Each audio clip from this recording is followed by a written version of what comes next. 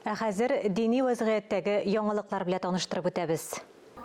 Татарстан Диния нәзарәте мобилизацияләнгән кешеләргә ярдәмгә 2 миллионга якын акча җыйды.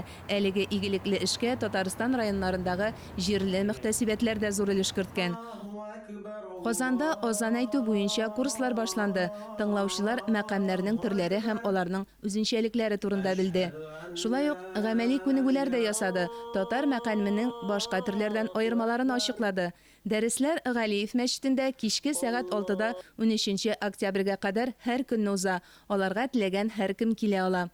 Курсларны оештыру инициативасы белән Татарстан мөфтие Камил хәзрәт Сәмигуллин чыккан. Беренче дәрестә ул Коръән укуда һәм азан әйтүдә татар мәкамен торгызу һәм популярлаштыру турында сөйләде. Шунысын да искәртеп үтик, Татарстан мөфтие Камил Сәмигуллин ислам фәннәре буенча докторлык диссертациясе яклады.